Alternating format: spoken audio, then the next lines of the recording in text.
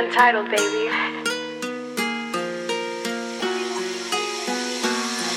I've been trapping all day, couldn't get away from my dope scale. I'm a coast stunner, road runner, you got no bells. More money, I need more sales. Make it hell, make it hell. Welcome back to the Weekend Warriors, episode 23. We're here with somewhat of a local comedy legend. We got our boy Evan Hughes with us today. How's it going, everybody?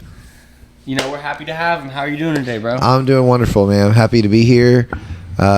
Just enjoying your living room with you. Hey, I'm happy to have you here. You definitely have a super genuine presence. I feel like you could be like a librarian or something.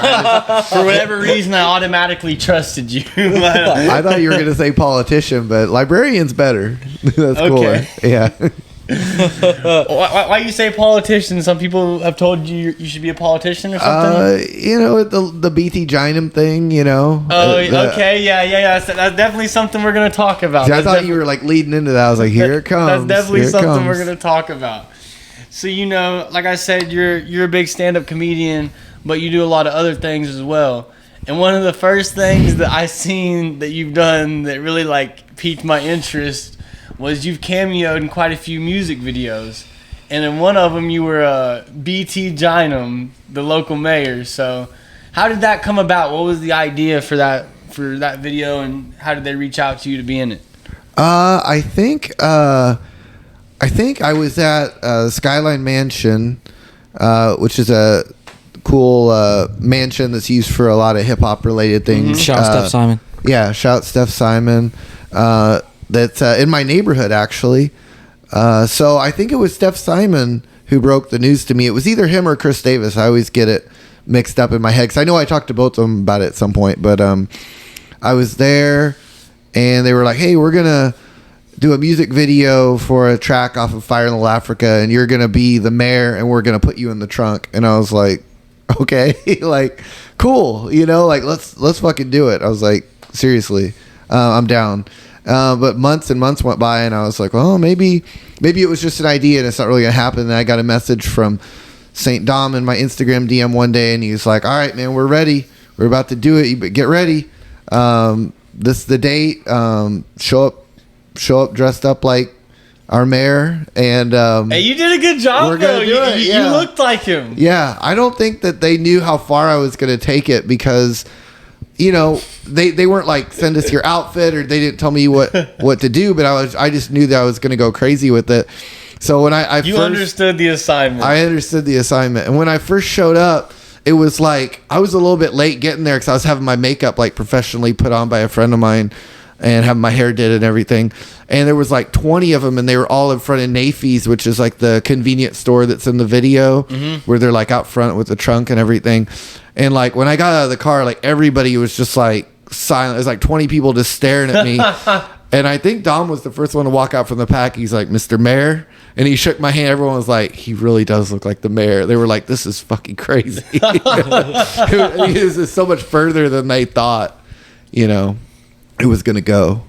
No, that was a dope concept for the video. That I watched it, I was like, holy shit, this is crazy. I called him and I was telling them when we were talking about this video, and I was like, bro, you gotta go watch this video. I was like, there's a video where he's dressed up like the mayor and they put him in the trunk. I wish I could relive those days. I mean, we shot it over like 4 days, but like it really did feel magical. Like I could tell like history was in the making, but you know, you get so focused on like anytime you're like acting or doing anything, you're so focused on like am I going to do it right? Like, should I be like looking like this, or should I be looking like this? Like, you know, so I was like in my head so much that it was kind of a little bit hard, honestly, to like enjoy the moment. But like, I remember in my head just being like, man, enjoy this, because this is history. That's a super dope perspective to have on things, because when you look at stuff like that, you're genuinely enjoying the moment. You know what I'm saying? You're not taking things for granted. You're actually getting some type of fulfillment out of what you're doing. That's awesome. It was just so much of me that wanted to give them the most I could give them, you know? So it was like, if I wasn't 100% focused on my scene and like how I was acting, you know, I felt like I was only giving 98%, you know? And so had you did like any actual acting prior to that? Man, that's a good question. I feel like only like this much. I mean, I think just little tidbits here and there. I've actually gotten to do a little bit more acting since then. But I've never done like, I don't know. I've done one little movie, like a short film that hasn't actually seen the light of day yet. I don't know when that thing's coming out at this point, but I really hope it comes out someday. I did the most acting I've ever done was in that. And so is that something that you would like to do more of in the future? I've had people tell me that I'm a good actor. I could definitely see it. I could see you being an actor. Yeah, I mean, it's weird because there are some people like that actually do act, and the first time they were ever like offered a role was like they were just out at a beach or something, and someone just saw them and they were like, we think you look perfect for this character. Yeah, so it really does happen like that sometimes. I've been in a few John Swab movies just as like cameo. He's a local director, but I mean he's big though. Like his stuff has gone out through like Paramount and stuff like that, and he's had like legitimate actors and stuff. But I'm in the opening scene of a movie called Little Dixie. It's like a heist, or no, not a heist, like a cartel movie, and I'm in the opening scene when it comes on. But I almost got like a little bit bigger of a part in that. He gave me something to read, and I read it, and he was like, he's like.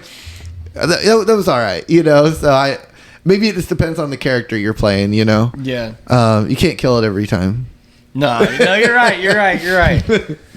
But I do think that's something that you could do for sure. You definitely give me the vibes of somebody that could do some acting or something like that. Thank you. Because I know like I'm gonna parlay this into the next topic. So I know some of your comedy is character based, and I've seen that one of your characters is a character called the Ho Ho Hot Dog. So, this is the funniest thing to bring up, man. Can you explain to me what the Ho Ho Hot Dog is and how that came about?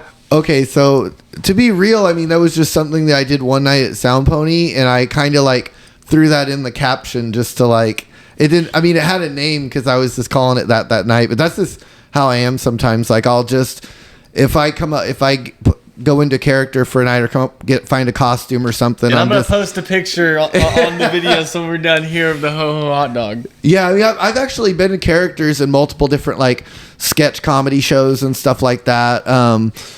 It's funny, I actually hadn't really considered that acting, because if you're just kind of playing a one-off character in a show, I was actually thinking of like something like really recorded and not just live. That was my question. But yeah, it wasn't like recorded outside of photos, so I look at that as more of like an improv type of thing, I definitely think some of like I don't know if you've ever seen like Loiter Squad or something like that. What is that? It's like Tyler the Creator. Used to have a show on Adult Swim, but it was a lot of like just improvisation, them just doing funny stuff. That's like some of my favorite comedy is just like funny off the wall improv stuff. So yeah, improv. I mean, if you have like a really great like excellent video editor that can cut out the fluff and just get like the real magic, it could be some of the best stuff in the world. Sometimes it can be kind of rough, watching it live because you never know. It could either be fucking incredible or it could be one of the most rough things you've ever seen. So,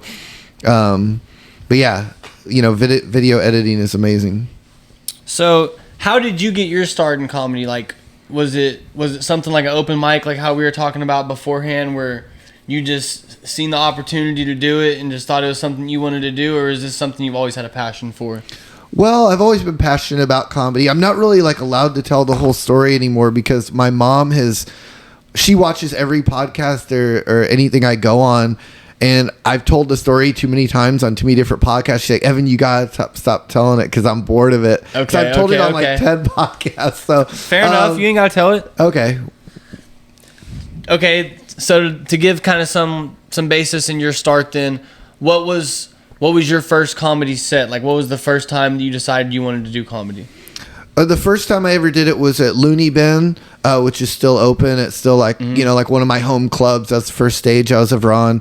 The second show I ever did was at a place. It used to be called Utopia. Then it was Juice Maker Lounge. Okay, and then now it's closed now. So that was my second spot, and third I don't really remember, but it was mostly local stuff. Yeah, I mean back then the scene was a lot tougher than it is now in terms of like we have so much more real estate now in terms of like really nice venues and people coming to us and asking us to do it. Back then it was sort of like begging to get on like a pretty rough stage. I mean, nothing. I mean, Utopia was amazing. I'm not using Utopia as that example or Looney Bin, but like some of the other shows that we did like weren't the greatest of venues, and a lot of times you just had to perform in front of the other comics and a bartender.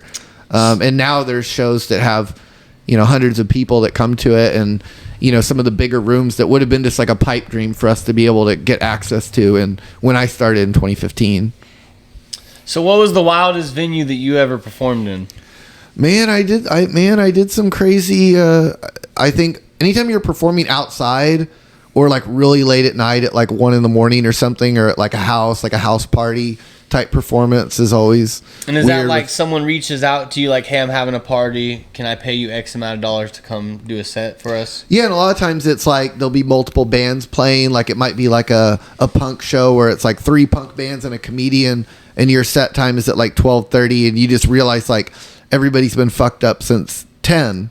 So it's like people are really struggling to pay attention, but they're physically in the room, but like, are they really absorbing anything you're saying at all? Like, you might as well just be screaming, you're like, just throwing words at them. Fireball! They're like, ah! Yeah!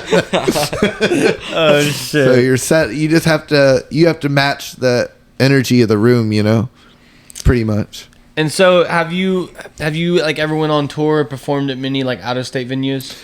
I've performed out of state quite a few times. Touring is like one of the few things in comedy that is kind of a bucket list thing for me that I haven't done. Like I've recorded a special but haven't toured, which is kind of insane. But it's weird going out on the road and realizing that I'm a promoter, so I could set up a show here a lot of times that could be as good as what I would drive like 3 hours for, which sometimes makes you wonder like, why didn't I just set this up in my town? I mean, there's 800,000 people here, however many people are in Tulsa. So that's the perfect perspective to have. That's something me and him talk about a lot.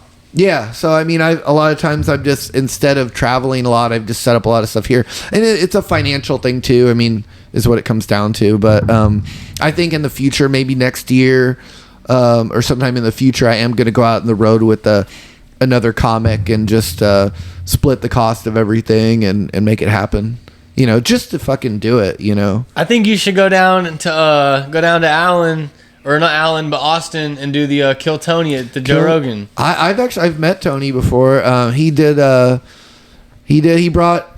part of Blue Whale Comedy Festival about 4 or 5 years ago. I seen you did that. We're right across the street from the Blue Whale right now. Yeah, the real Blue Whale in Catoosa. Tony hung out with him a little bit, and he did a couple shows here, and but he's got way bigger since then. So he's huge. Yeah, he's huge. So, I don't know. It's funny. I get that all the time, actually, because so many people that love comedy watch Kill Tony, so they're like, go on Kill Tony, go on Kill Tony. Oh, yeah, especially since, I mean, if you've met him and interacted with him a couple times, I think it'd be perfect. You should definitely go do it. Yeah, I mean, I was in Austin, like, a couple months ago just for, like, just to hang out. My girlfriend's from Texas, so she's got friends down there. I didn't, like, set up any shows or anything, but there's other comics that either are from Austin and live here now or have done Austin shows that could set up a show for me to do. It's just a matter of like, is it worth it? Like if I'm going to get, $70 and it's 7 hours away, that's the kind of thing where it's like, it just has to make sense. Yeah. Whatever the opportunity is, it just has to make sense. So maybe for a situation like Kill Tony though, where you're getting paid more for the exposure and the experience than actually getting paid. Cause I don't think, does anyone even get paid for Kill Tony? I mean I have no idea honestly. When they're doing like the podcast version of it, where it's just you get 1 minute to go up there and do a super short set. It's basically like one joke. Yeah, I saw my friend Dayton was just on it. I'd have to ask him, but yeah, I don't really know how it works. But there's so many opportunities in comedy. Like everybody that does comedy is trying to figure out like, what's the best way to break in? Do I have to do this or I have to do that? And I don't think there's like one way that's the only way. There's just so many different avenues. It's just, how do you get yourself seen by a bunch of people, or, I've kind of, my big thing lately has been like trying to get everybody to just create more content, because I really think like putting out an album, even if you're independent, which is kind of like what happens in hip hop, like for example, like Chief Keef just put out his record. Mm-hmm. He didn't wait around for like, let me try to get signed by Universal and then I'm going to put it out. He just put it out by himself. make your own mixtapes, make your own albums. Yeah, because it's not 1985. You don't need a distribution deal in order to. You just put it on the internet. Release this exactly. You just put it on YouTube. You don't need that shit anymore. Yeah, so that's been my big thing. Is like everybody kind of waiting around for like, oh well, we have to wait for Netflix or Comedy Central. It's like, no, you can have an album that's not released under those structures. So you said that you have a special film. So like, is that something that you're working towards? Is filming your next special? Or are you trying to refine that one that you have filmed to like sell to somebody? Or like, where are you at with that? So we filmed it early November. And are you familiar with Sneak? Sneak the Poet. He raps and he does movies and stuff like that. Okay. So he has Dreamland Studios. And he's worked with Steph Simon, a bunch of other people that and stuff like that. So he was the director of it. And we're just kind of in the editing stage of it right now, just trying to get it perfect. They'll eventually be out on whatever it ends up on, Amazon or whatever we end up, releasing it through. But we might shop it around to see like what other streaming platforms are possible for it. No, for sure. I definitely think you should at least. Yeah, so that's kind of where I'm at with that one. I've got, several new jokes written for another one, but I don't have like a whole new special ready yet. Yeah, it's kind of weird because this will be my first album. So trying to think about it's almost like I kind of really want to see it first and then kind of it's weird. It's weird to I'm sure every comic goes through this that's released an album, but releasing an album is kind of like in most cases all those jokes are done, so you're starting completely fresh. So it's kind of weird to be like, okay, that's all done, like, and now where do I start from here without the context of those anymore? Because a lot of times when you're writing before, it's like you're constantly like adding to this existing set, but now being at like this square one again, it's sort of like, damn, okay, how do I want to sound now? Exactly. Because this is how I sounded before, And, like that's why most comedians, like when you go to a comedy show, they'll ask you to turn off your phones or not film or anything like that. Because like you said, when you're working on a set, you're trying to refine that set. So you might have to perform that set 50 to 60 times before you feel good enough about it to record it, to, film for a special or something like that. So you wouldn't want anybody to, ruin it for the next person that's going to see it when you're going to perform that for, multiple people. Yeah, and everybody is like super protective of their work. In terms of like they don't want like a raw version. Yeah, for good reason. Yeah, I think there's a good reason too. But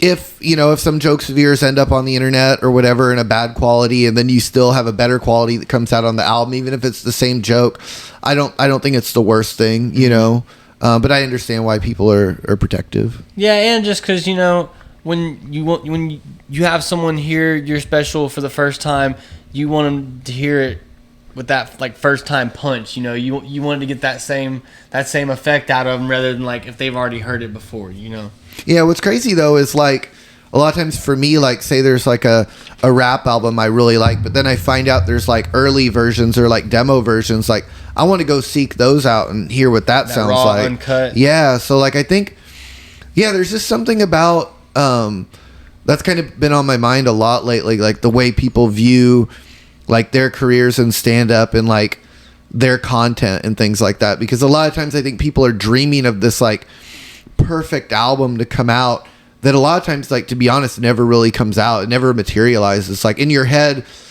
I think people imagine that they're going to do this sold out show and every best joke that they've ever written is going to go completely perfect and it's going to come out in perfect quality.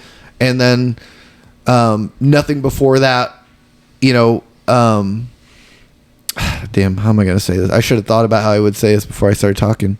But, I think life rarely works out like that. So I think sometimes just more going with the flow and just putting out stuff, even if it's raw or even if it's not ready. Don't get so caught up in the expectations of what you're working on. Yeah, it's like, I think like looking at hip hop as being like a blueprint for like, this is what comedy should be, is like in hip hop, it's like, even if you're 17, it's like you just start putting out tapes of you rapping and things like that, and like realizing that maybe someday I'll put out my Carter 1 or my Carter 2, but it doesn't mean I'm not going to drop anything until then. But in comedy, everybody's trying to put out the Carter 2 or whatever it is their first record, and they don't want anything to exist before then. And often it doesn't work like you that. need that 3 or 4 mixtapes. You do. And I've kind of noticed that more and more. Just, it's taken me a lot of years in comedy to see that and realize it. It's not the kind of thing you can realize year one. You have to be around long enough to watch the industry and like watch it even in your area where you live. So kind of to speak on, keeping it in the area where you live, I seen recently that you got your own beer through what is it, Heirloom Rustic Ales? Yep. So what exactly is the beer called? Because I just seen the logo is like you're known for giving people likes, and I seen the logo is like Evan Hughes likes this beer. So what's the actual flavor of the beer, and did you have any hand in like crafting it flavor wise? Well, okay, it's kind of crazy because that's just actually the name of it. It's just Evan Hughes likes this beer. It's the name of the beer. Hey, that's dope. Okay, that's dope. That's dope. And that's kind of that's the same thing they said to me when I came up with the name of it. They were like, so that's the name of it? I was like, that's the name of it. And then they're like, okay, I like it, yeah. Cool, yeah. But I kind of randomly had the idea a few years before, but it's kind of a hard thing to put into motion. Like, you could have an idea like that, but like, if you don't have anybody to do it for you. So they actually came to me and they were like, hey, we think it'd be a cool idea if we collabed and we like kind of did a beer in your honor, because that brewery, when it started out in 2018, I started a comedy night there for them when, nobody knew who they were. And, I helped, bring people into the venue by running that comedy night, which I still run there, 5 years later. So we've kind of had a marriage, over the years. And they were like, yeah, I think it's cool to, they wanted to do a beer to honor me, to give back. And so I kind of already had the idea because I'd kind of come up with it a couple of years before. So, but I don't really drink. So it was kind of weird. The idea of me coming up with like the flavor of it is like a non-drinker. So I kind of asked them, like, is it going to be like, kind of like a sweet beer? Is it going to be sour? Is it going to be heavy? Like, what is it going to be? And they're like, well, in spirit of the name, we're going to give it a very like, pretty much anyone that likes beer would like this. Like, it's a very like kind of like a light blonde. PBR or a Hams. Yeah, exactly. Yeah. It's like hardly any aftertaste. I drank almost all of one on stage the first night it came out. And yeah, that was right when I got done drinking it. I was like, oh, there's no like, I just drank a beer like in your mouth, So I was like, oh, I appreciate that about it. So you can at least put your stamp of approval on it. Yeah, if I didn't like it, it would have been super weird. Like, I don't like this. And that's kind of what they said to me too. They were just like, because they knew I was going up on stage with it, they were like, can you just don't like say you don't like it or anything? And I was like, don't worry, I'm not fucking stupid. You take the first drink, like trying to make a face. Like, exactly. He goes, this is the best beer I've ever had. But I actually kind of did try to sell it a little bit. Like, I was kind of like acting like I was getting drunk and stuff. Just because it was a comedy show, I had to try to make people think I was fucked up. So I know we talked about earlier before we start recording, our guy Gerald Harris, and he does comedy and stuff. And you were saying you never thought Gerald would work with you because he's seen something that you did. Well, you want to tell us a story about that night? Because I've always wondered, as a comedian, I know there's hit or miss nights sometimes. I love that story. I think this is an important story for anybody in comedy, just because it lets you know that like the world isn't ended. No matter what happens, like, it's cool. Like, you can fix it. So the first show I ever did with Gerald, it was a place called the Boom Boom Room in East Tulsa. And I kind of went there knowing I was probably going to bomb because I was like a really new comic. And I'd been going to watch Gerald shows. And, so obviously I already like looked up to Gerald, and he's super funny. And we're in two totally different places where he's done comedy at that point, like 13 years or however long he's done it. And he's Gerald, and I'm just like starting out. But I got up there and I like fucking sucked. Didn't really get any laughs. And I remember, that's a big thing in comedy too, where people will be like, oh, it's like, that's a shitty crowd or whatever. If like, fuck that crowd, like it's on them. Like, it wasn't your fault that you weren't funny. You blame the crowd. But Gerald went right after me, and I remember right away he was like killing, and the room was laughing. So I was like, inside I was like, that was me. It was like, I wasn't funny. It's not the room. Gerald's doing great. And then Gerald was like, hey man, come up here. And I was like, me? And he brought me up. and he like raised my hand like it was like, you know, like a ref like raised up a fighter hand. He's like, y'all cheer for him. And then they started cheering, and then he was like, oh no, and he jumped away from me. He's like, he's got a bomb. You know, like, he's like, you know what I mean? Like, because I bombed, and also like playing off like I look like a school shooter or something at the time.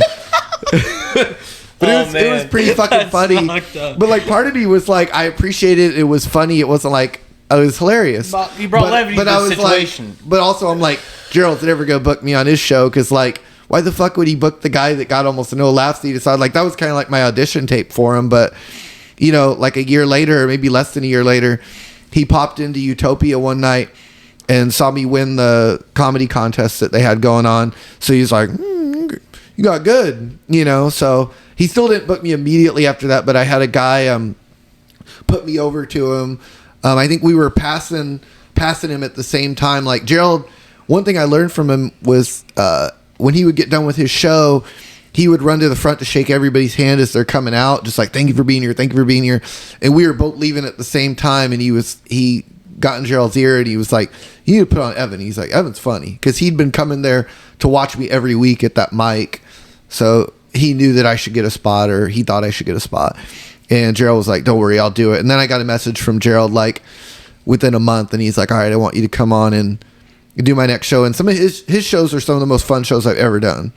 You know, Gerald shows have a certain energy that's only like a Gerald energy. I don't believe that his show is like replicated. Like, I even feel like as great of a show as like Kill Tony is or whatever, it's not going to have that same Gerald Harris energy that he brings into that room. You know what I mean? Oh yeah, he said that. Like, I was telling you that I just recently went to his the show for his birthday, and he said that at the show. He's like, a lot of my, like, obviously some things would be planned and he'll have some things put together, but he's like, there's a good portion of all of my sets that are just improv, where I have a general idea of what I want to do, and then I get up there and I just kind of feel it. I feel out the room, I feel how it's going, and I go from there type thing. God, man, that's such good advice. And you could tell him saying that is like, that's like Gerald 20 years into comedy. Yeah, he has his path, but then he has 3 different routes of where he can take to get there. Yeah, that's so smart. I mean, I always think of the I think it was like the Mike Tyson example or whatever, where he's like, everyone has a plan until they get hit. Yep. It was like, once you get hit in the face in that fight, whatever your game plan was, like, you might not be on that game plan anymore because it's not going how you thought it was going to go. Like, you don't know what that other guy's going to do. Like, we don't really know what the crowd exactly is going to be like. You can think, you know, based on, you know, you'll hear that from comics too. They're like, they go into a show and they're like, all right, well, it's the Looney Bin, so you're getting the Looney Bin crowd. It's like, maybe, you know, sometimes you get up there and you realize, you're like, oh, this isn't the crowd I thought it was going to be. So having a plan B is like, is the best situation. But sometimes if you're a new comic, you legitimately do not have a plan B because you only have that one set that you've written. You were so and you're like, there's no way to get out of that set because that's all you have. But the longer that you do comedy, the more that you realize, like, I could be like high energy guy, or I could be like low energy guy, or I could be a mix of the two, or I could be way louder than I usually am, or I could get quiet, you know. And that's good advice that my friend Josh Fadem has given me before too. He's like, if you feel like they're shutting you out when you're being loud, he's like, go quiet on them. Like, if you feel like they're not responding, you be quiet, like, go loud on them. Make them listen whatever way you have to. Yeah, if the door's locked, go through the window, you know. Mm-hmm. I think that's a big part of being a good performer in any sense, whether you're a musician or a comedian or whatever it may be, is being able to control a room, you know? Oh, yeah. And whether it is being quiet or being loud or being super emotional or being very calm, you know, however you got to go about it, I think there's 100 ways to skin the cat, you know? Yeah, there's a Dave Chappelle quote where he said comedy doesn't have to be funny the whole time, but it has to be interesting the whole time. And I've always agreed with that. I think that's a good quote. And, you know, just to speak on Gerald, like how I was talking about, you kind of improvs and stuff, I'll give this one away just because I know he's not going to do this again. This was for his birthday. He started that set by, like, he had someone bring up a little, like, bar stool type table, and it had a bunch of shot glasses on it with, like, a bottle of Hennessy. And Gerald never drinks. Like, he said he only drinks, like, twice a year, and he was drinking that night. So he was a little loose. And he was like, anybody in the crowd that would like to, you know, come up here and take a shot with me, like, come lap to the left of the stage. And there's probably like a good, like, 120 people there, 140 people. Probably like 20 people came up to the stage. Oh, that rules. And so he was like, all right, now there's a catch to it, and I'm not going to tell you the catch till you get up here. And so the first person goes up there to start getting their shot, and he starts roasting the shit out of him. Oh, my God. Roast all 20 people from the time that they walked across the stage, took the shot until they walked off. And he didn't hold back for any single person. And it was great, but it was like, that was the last thing that anybody there was expecting. Did you say his boss took a shot? And man, so this like, was funny as shit. That's genius. You know Gerald, and he's a school teacher. And, Yeah. I'm not sure if the lady was like principal, superintendent, whatever it was, but this lady comes across the stage. And he's like, "Everybody, this is my boss. Give her a round of applause." And I'm like, "Yeah." And then she takes her shot. He's like, when she's walking across, he's like, "I'm not gonna say anything crazy. I'm gonna be respectful."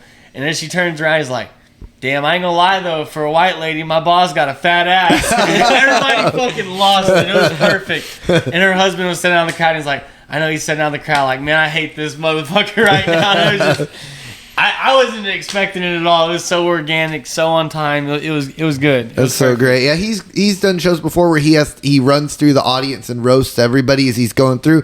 But I realized when you were telling me that how smart that was to find a way to get them on stage in front of everyone, kind of trick them up there.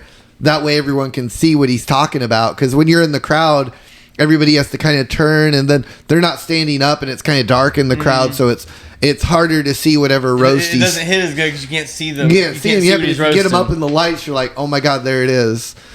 So, I mean, and that does showcase something he's really good at, which is roasting.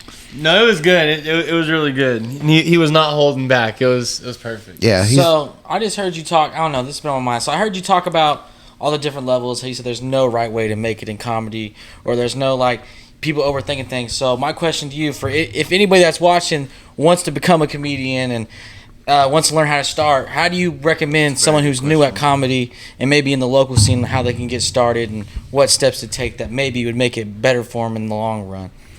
Oh man, that's a great question. I think there's so much. I mean, I think like the end goal of comedy is to like be seen by everybody. I mean, all the most famous comedians have just been their household names. So that's like your ultimate pie in the sky like end goal. But on the smallest level, you need to be seen by even just 20 people or 30 people. So just doing that, I think, is just going out to open mics or going out to showcases and just being in front of, the small group that can help you get in front of the big group or the medium group. So it's just kind of about being seen. I mean, even in like my story, it was like I had to be seen by Gerald to get Gerald to put me on. And then I'm seen by, hundreds of people, Gerald had put me on shows in front of, 300 people before. So it was just a matter of, if I see someone that I like, I can put you on in front of a couple hundred people. If I like you, I could help you with all kinds of stuff in comedy. There's comics that I've helped record their specials. So you just want to get in front of the right people, I guess. But open mic and just it takes a while to realize what comedy even is, or how you want to present yourself and things like that. Because, you watch comedy on a special, like you watch, I don't know, Kevin Hart or whatever, and all you're seeing is basically like Michael Jordan dunking from the free throw line. It's like trying to learn basketball by watching that is very difficult because chances are you're not going to be able to do that. So what you're watching is it being done at such a high level that you can't really understand what they're doing because you're not seeing anything go wrong. And it's hard to learn when you haven't seen anything go wrong. I mean, the most I've ever learned is probably watching comedy go badly rather than watching it go right. It's really easier to see what happened. Like if you watch somebody have a super, super rough set, even as someone that doesn't do comedy, you can watch them and be like, I bet this is why it didn't go well. Or like, this is what I would fix about them or their act, or they're probably to this or they're to that. Whatever it is. Like maybe they just seem like a dick. Maybe they're just talking too much shit, but it's not really funny for us because they just seem angry or they just seem like they're venting. And it's not even about us. It's like, that dude's not even trying to make me laugh. He's just like pissed at the world. And it's like, maybe that's funny to some people, but it's like, but that could be why it's not going well. And maybe that would register where you'd be like, oh, that's why this sucks. But I mean, it's hard to understand. I mean, I'm just from, my own perspective. Like if I watch a comedy special where they're destroying the whole time, it's really hard to figure out how that's happening, compared to like watching it at a local level. But not to use the negative as an example, even a positive, watching a local comic do really well, you could probably figure out what's good about them, or what you could kind of take from that. I understand what you're saying. There's more of an ebb and flow to it. Yeah, not like stealing their act, but just like in terms of like, there's certain things in comedy that work for most people and certain things in comedy that don't work for most people. Like, you'll find someone that's always breaking the rules of comedy, which is what makes comedy like a never-ending conversation and makes it so hard to understand, is because you'll be like, this never works in comedy, ever. And then you'll see someone do it and like kill with it. You'll be like, damn it, it works for this person. But 9 times out of 10, it won't work unless you're that one person. But you have to find what works for you. Yeah, to touch on something you said a second ago, and I agree with in just all aspects of life, not even just anything. You're saying that people will go on and see just the Michael Jordans of everybody's career because, it's all edited and they haven't made it the way they want. And I feel like that's probably the most important thing when it comes to starting anything new, especially when you don't know nobody in the scene. You just go straight to the internet and you see everybody's, 100-point game and like you were saying, comparing to basketball and shit. So I feel like that's also really important because me and Nate talk about that all the time, where like we tell people like, bro, you just gotta put shit out. Like Literally. People ask us how we start our podcast, and I posted about this the other day on Instagram. I said me and him just went and bought $15 mics and recorded in our cousin's backyard of us doing a beer Olympics, and now we're on episode 22.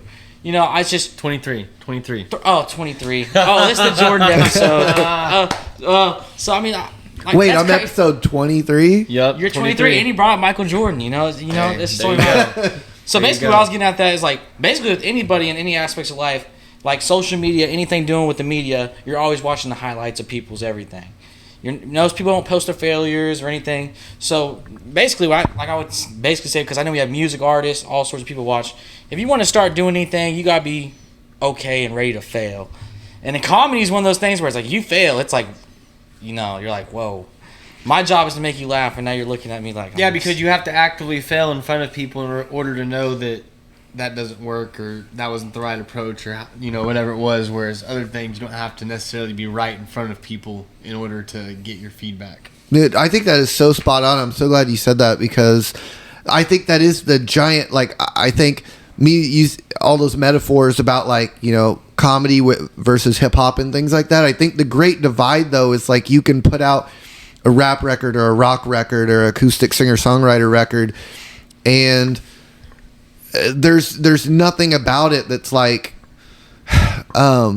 comedy. If people don't laugh after your joke, it's like a bad joke, or it didn't work, or it's a failure, or whatever it is. But in music, you could put out 10 songs and it doesn't need laughs or claps or anything. You're just like, this is the shit. You just put it out. Yeah. So it's like in comedy, I know it might even seem strange to you guys, but I've lived in this for like almost a decade, so I can tell you it's true. But there's people that won't do comedy because the intimidation factor of like that direct reaction. Yeah, or like what they consider to be perfection that has occurred. It's like there's all of this perfect comedy that exists out there. So how dare they try to do it or try to record something where no one doesn't make music because Dark Side of the Moon exists, or because Thriller exists, or because the Blueprint exists, or whatever it is. It's like people are just like, I'm gonna put out my record no matter what. It's like, who fucking cares? There's like millions of records out there that are good or classic or not good or whatever. But in comedy,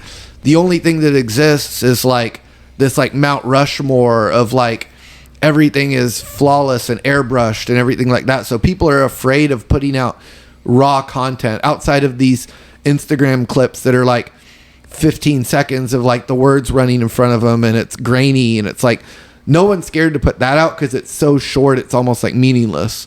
But to put out like an album, like everyone in comedy is scared to put out an album.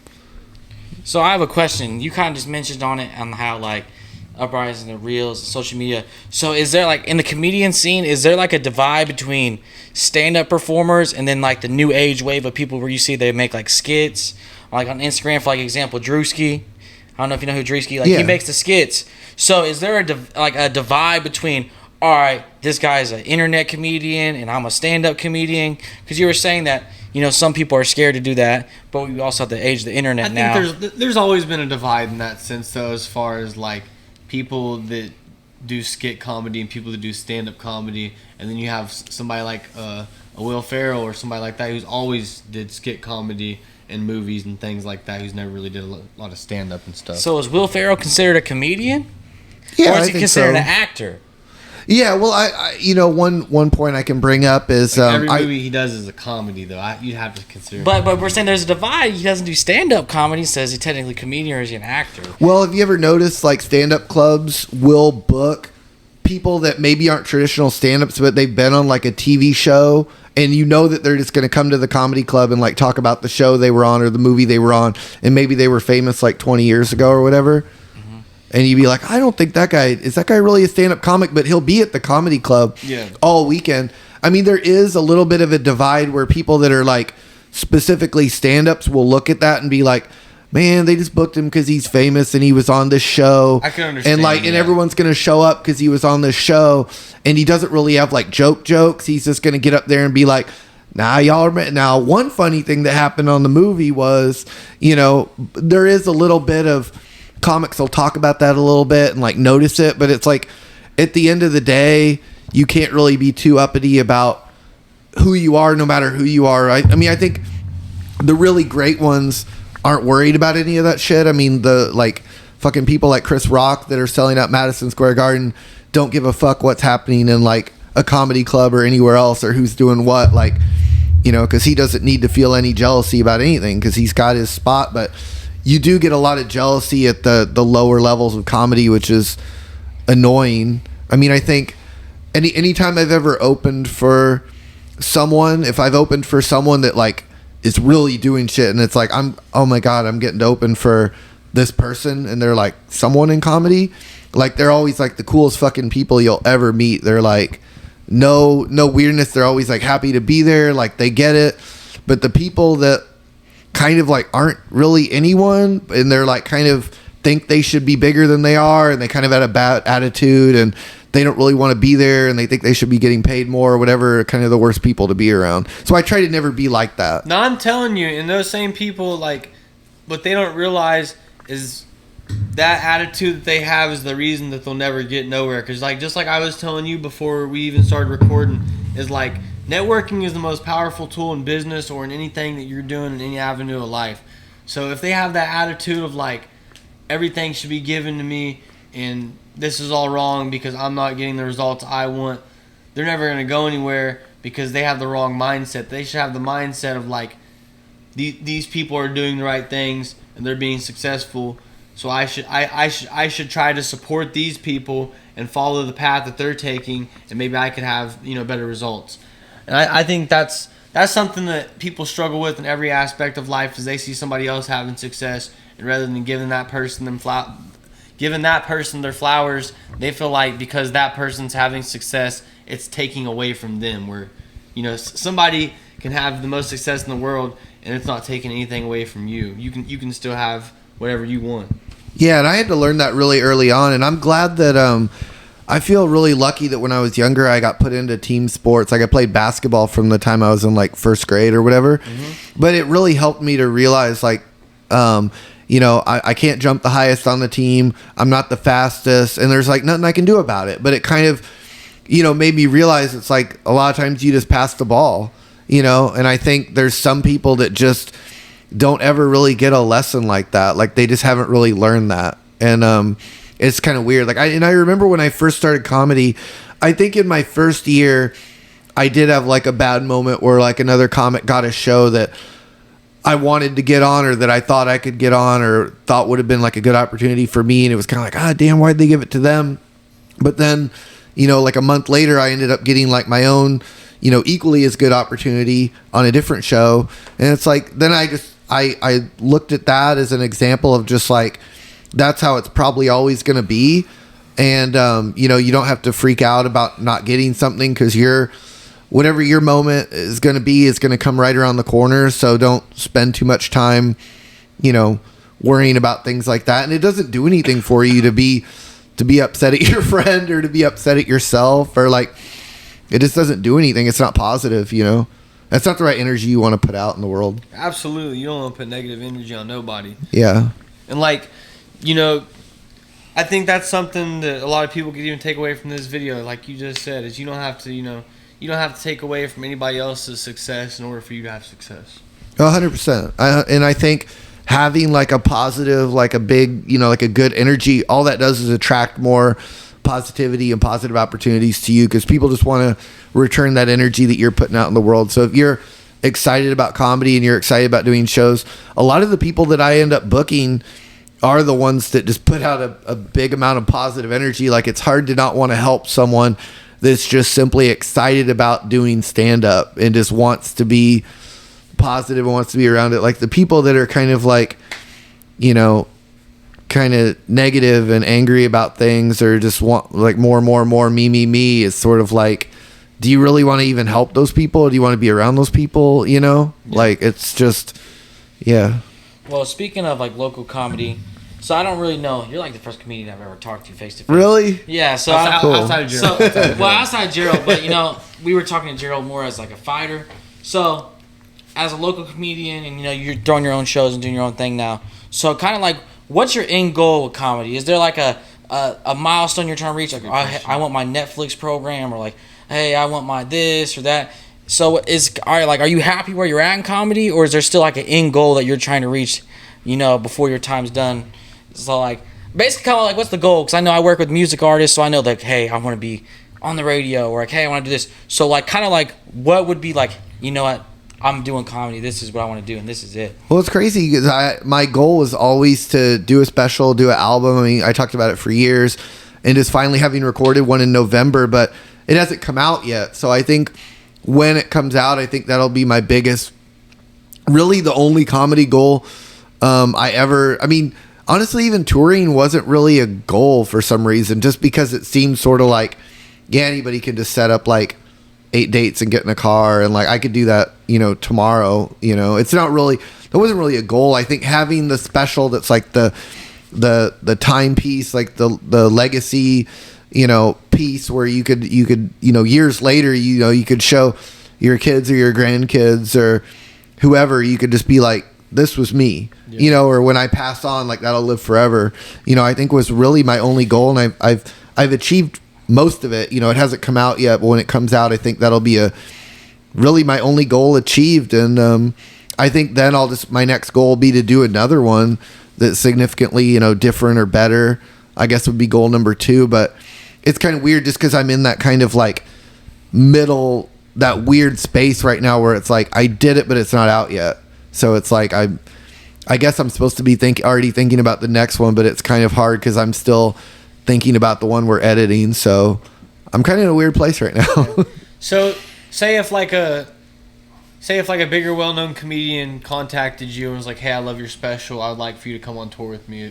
Would that be something that you would want to do if you felt like it was a good opportunity for you? Yeah, I think something like that would be incredible. I mean, I think the only thing that keeps me away from that thinking is I think sometimes that can almost, hear me out on this, I don't want to say this in a way that comes across wrong, but that could almost get away from my positive thinking, where I just don't want to be too like hung up on like, I'm only, this needs to happen so badly, or this needs to happen. I mean, all that stuff is cool, but I want to live my life to the fullest each day without sort of like, I'm not going to be happy unless I get on, the Tonight Show or whatever. Like, that's the best way to look at that. That's the best way to look at that. That's perfect. That would be cool, but like, I think having a record, and it's sort of like, I mean, I feel like all of the people I really love, I mean, not everybody, but I think a lot of the people that blew up in their art form, a lot of them didn't do it to be famous. If somehow they ended up famous because their work was so well received by a ton of people and ended up with the right, machine behind them to like push them and market them and whatever. Like, that's what it was meant for them. Yeah, exactly. If that were to happen, it's not like I would be mad at that, but it's not actually, it's really, and I don't want it to seem like not believable, but I really don't live my life or do my art like geared towards that direction, especially with the special wasn't done in a way it wasn't like I did the jokes that I thought would make me famous, like it's weird, it's me.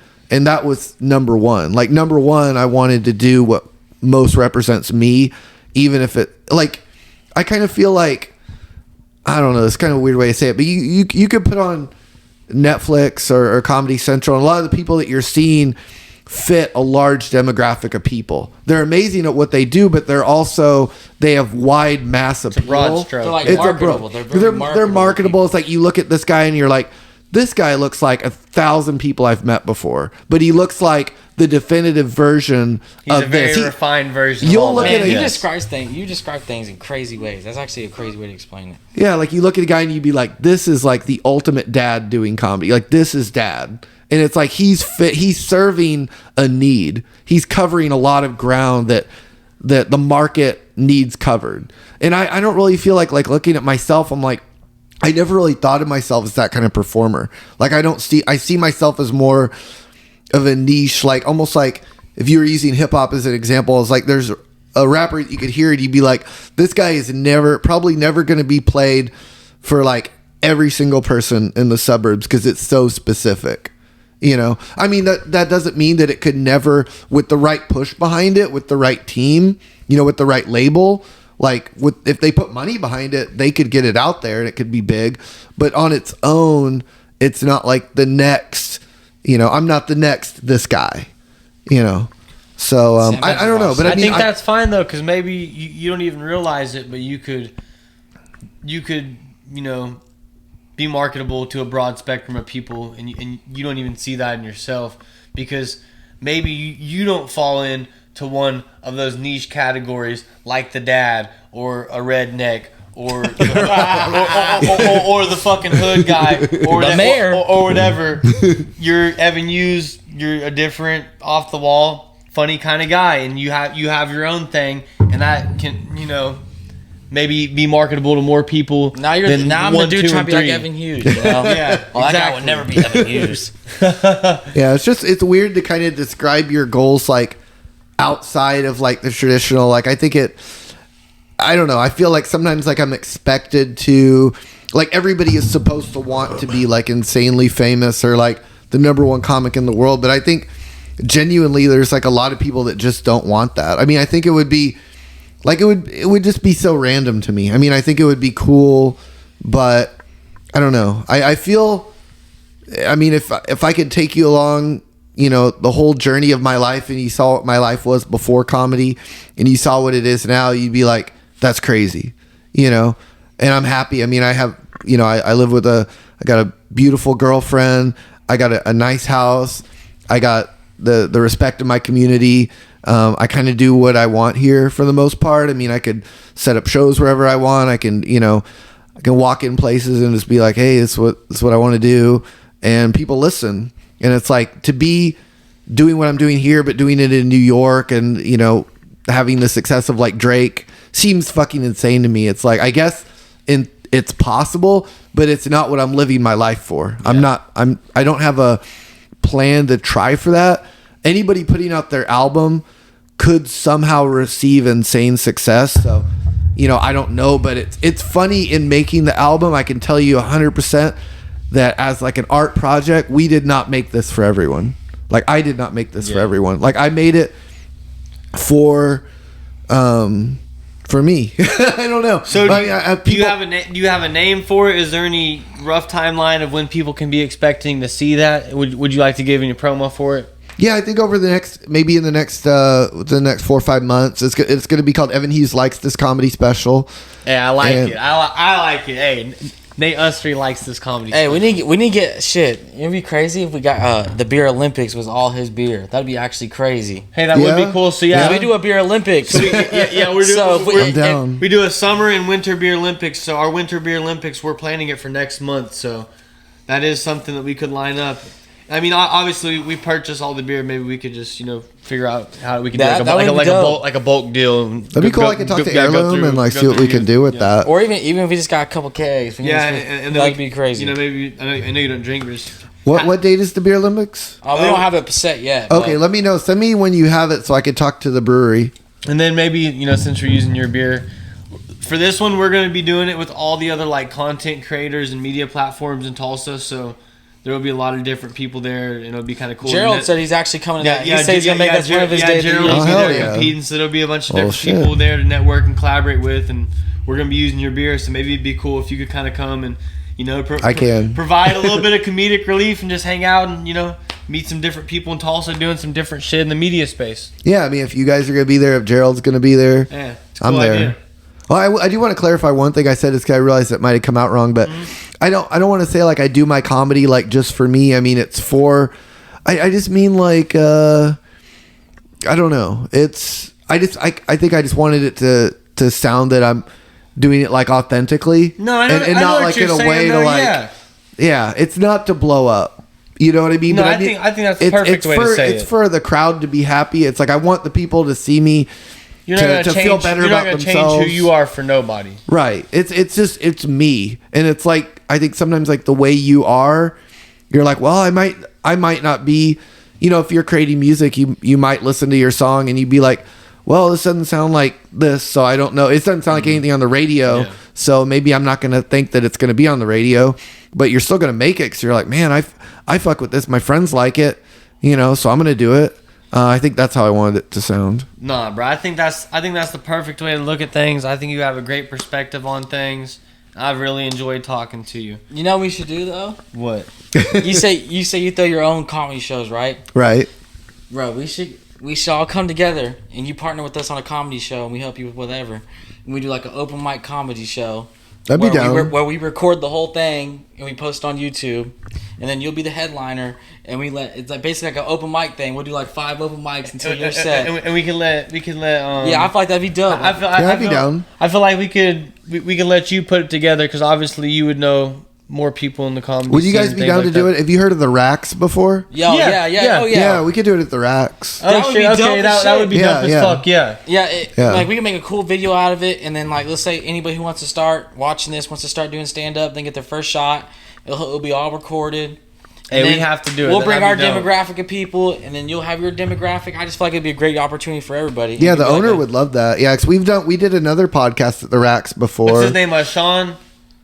Sean, the owner. Yeah. I've talked to him recently, so I'm actually shooting. We're doing a video with them. Yeah, I'm shooting a different video this Sunday. It's gonna be like a trade up video with sneakers. And the Racks is one of the spots we're going to. I recently talked to him. You should have him come on the podcast too. I'm going to. Yeah, he's a great guy. He's got a lot of stories. I'll do it. I'll talk to him when I go there. I'll ask him if he would like to be on the podcast. Yeah, let's do like a collab show at the Racks for sure. Yeah, that'd be dope. Let's do it. We can get all different cultures in there. I think it'd just be funny, a great opportunity. And I mean, shit. And like, let's say it goes crazy. It can be annually, a monthly, or something. Yeah, I'd be down. That's why I like the opportunity of space and media nowadays. Anything, you never know what's going to go. And like I said, networking is the most powerful tool. So if we're all working and pushing in the same direction, I think, like you said, there's 800,000 people here. Why don't we have the same platform as a fucking Dallas or an Atlanta or somewhere like that? Well, we've been talking for a little while, so let's go ahead and round it off. I'll beat him to it. I've never done it. This is legendary. You don't understand. This is legendary. So we're going to round it off here. Is there anything you'd like to plug? You got any dates coming up? You got any events you'd like to, let the people know about? I do have shows tomorrow and Friday, but I don't know when this will be out. Well, just let us know. We'll be there. We'll be there. It might not be out before then, but, it's been the Weekend Warriors. Jen, Nate. Weekend Warriors. We got the legend Evan Hughes with us. Thanks for having me. We're going to be doing a lot more projects with them coming up soon, like you just heard. So be looking out for that. But Weekend Warriors, episode 23, signing off. I've been trapping all day, couldn't get away from my dope scale. I'm a